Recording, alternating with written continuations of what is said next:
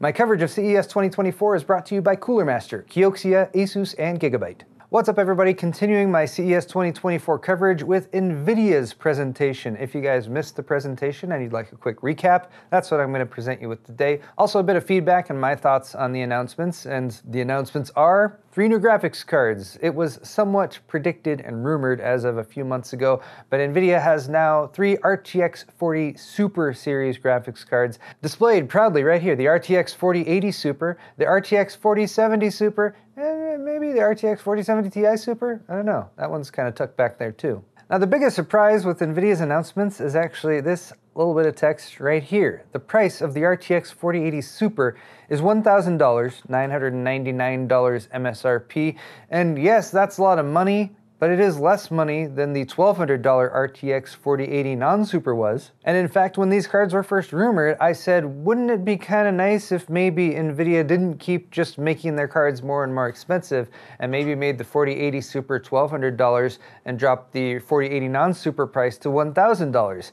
And a lot of people were like, no, Paul, they're never gonna do that. NVIDIA obviously is just gonna keep making prices go higher. So while we must acknowledge the heavy amount of anchoring that NVIDIA has been doing in the past 5 or 10 years with the prices of their GPUs, and that they established a $1,200 price for the 4080, which was $500 more than the previous generation 3080, and a lot of people were up in arms about that. And the 4080 apparently never even sold that well. It was more like a kind of a gateway drug to the 4090, because if you're considering a $1,200 4080, then you probably might as well just spend $400 more on an RTX 4090. But with all that taken into consideration, and knowing that NVIDIA could pretty much sell these cards for whatever they want, I'm at least somewhat glad that the 4080 Super is $1,000 and not $1,200, or especially not $1,400. Isn't it nice how being the victims of abuse can change the way we think about things? But to cover the rest of the specs NVIDIA revealed about the 4080 Super, they got some teraflop numbers here, which you could compare if you wanted to.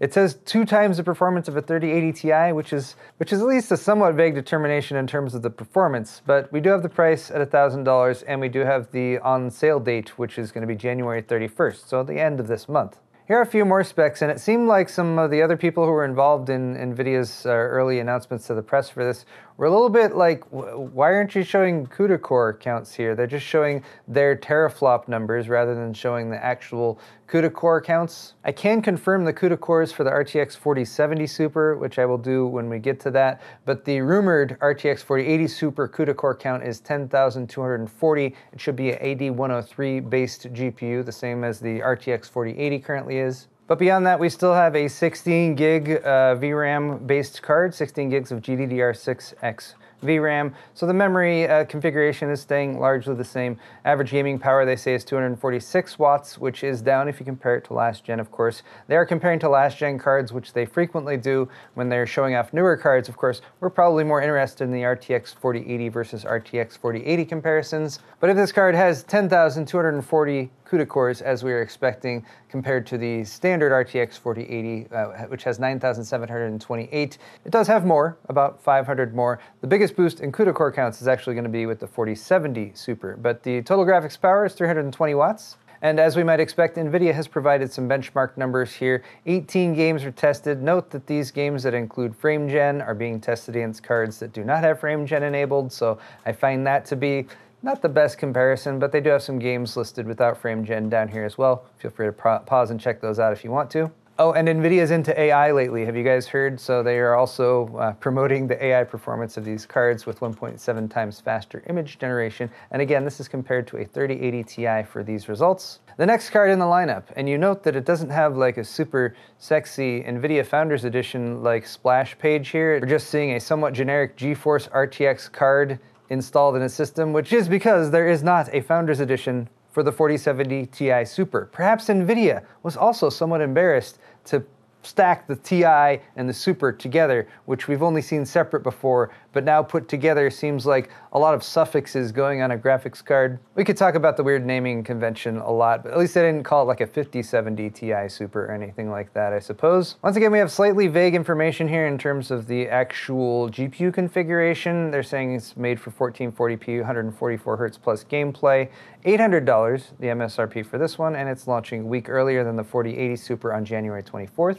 Here's again their page with more specifications. We can see we're still working with the 16 gig GDDR6X frame buffer, and we do have a lower TGP at 285 watts. The rumored CUDA core count for the 4070 Ti Super is 8,448, compared to the standard 4070 Ti, which has 7,680 CUDA cores. So in this case, you're getting about 800 more CUDA cores in terms of raw performance. And once again, here's a quick glance at the 4070 Ti Super benchmarks from NVIDIA with frame generation for most of these games up top versus games without frame generation. They're comparing it to the 3070 Ti and the 2070 Super. And again, note that these other benchmark tests do not include frame generation or even DLSS, I believe. So definitely keep an eye out for third-party benchmark individual reviews, which should go up in a rough time frame of the launch dates that you're seeing here. Here is the RTX 4070 Super. They're at least specifying 20% more cores. I can verify that this means 7,168 CUDA cores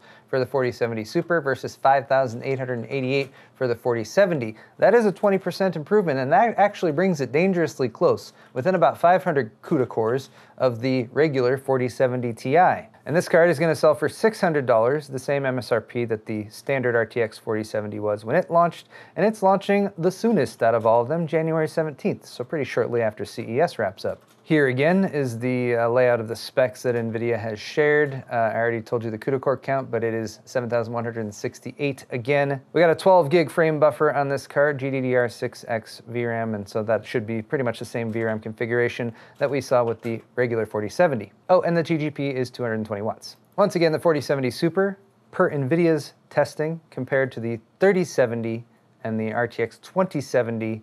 So once again, there are those results if you want to take a closer look. And they also provided these cumulative results. So this is the average performance across those 18 games, looking at the 4080 Super, 4070 Ti Super, and 4070 Super. Here they've included the RTX 3090 and the RTX 3070. So according to NVIDIA, all three of these cards are going to be faster than an RTX 3090, so no complaints there. And look, DLSS 3 just is like, boom, bigger graphs. This graph is somewhat lacking in some details because you note that we're talking about relative performance here, 1x, 0x, 2x, 3x, so I kind of feel bad for showing this graph. It's a little confusing. But here at least you can see 350 watts for that 3090, and they're showing that all of these cards are more efficient, and that is true. The RTX 40 series is more efficient than the RTX 30 series. Now, one thing NVIDIA did not do was lower the price of the current RTX 4080 from its current price of $1,200-ish to, I guess it would have to be less than $1,000 now, since the 4080 Super is going to be $1,000. They don't do that though. NVIDIA, they don't lower the prices of their products. That would devalue them. That would like imply weakness or something like that. I don't know. So here's the new stack of GPUs in the 40 series from NVIDIA for $1,600. Theoretically, you could get an RTX 4090. I think prices are still much higher than that because they're hard to find. At $1,000, you have the 4080 Super. The 4080 has now been completely done away with. They first did away with the RTX 4080 12 gig. Now they've done away with the RTX 4080 that doesn't have Super attached to it completely. So the next step down at $800 would be the 4070 Ti Super. At $600 is the 4070 Super. And now, I guess they have lowered the price ever so much for the RTX 4070. That's going to be $550. And then you have, of course, NVIDIA's really not very impressive offerings for the lower end markets, the 4060 Ti and 4060 at $400 and $300, respectively.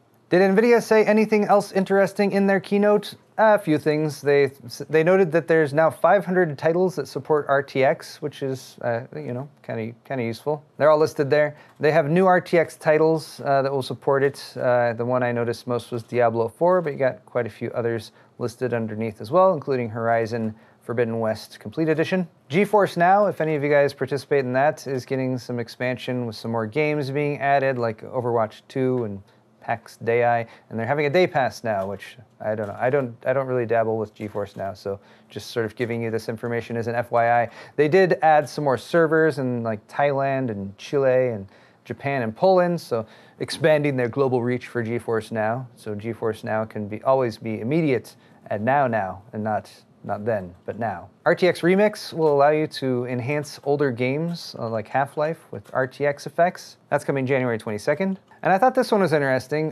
This is specific to Twitch, with NVIDIA RTX hardware, I think you need an NVIDIA RTX GPU and OBS. There's a new Twitch option that's going to be available for beta, twitch.tv/broadcast for that. It allows you to split your stream into 5 separate streams and not just like send Twitch one stream and let it do the transcoding for other different formats for people, but you can actually send like a low quality 480p 30 stream, 720p, 1080p 60, 1440, and all the way up to 4K. All those streams separately. So I imagine that's going to take a fair amount of load off of the Twitch servers and also allow people who are watching a live stream to choose which stream suits their needs best based on their current internet connection. And there's a bunch of new RTX 40 series laptops. And since they have RTX 40 series GPUs, they're now AI PCs. They're not laptops, they're AI PCs now. Everything AI. Everyone go buy AI stuff. And yeah, I guess that pretty much wraps it up for this video. I think it's really funny that there's no 4070 Ti Super Founders Edition. It really shows that, like, as much as I've criticized 4070, like I was like Ti and Super mean the same thing. You can't have 2 suffixes that do the same thing. They're just different names. And now that they've mashed them together, I sense even at NVIDIA some internal struggle with that. And then being like, let's not make a Founders Edition of that. We'll let all the third-party manufacturers handle that. And oh yeah, third-party designs. We have 3 images. These are kind of wide shots, but just to show you that there will be a fair amount of third-party designs for these various cards, the 4070 Super, 4070 Ti Super, 4080 Super.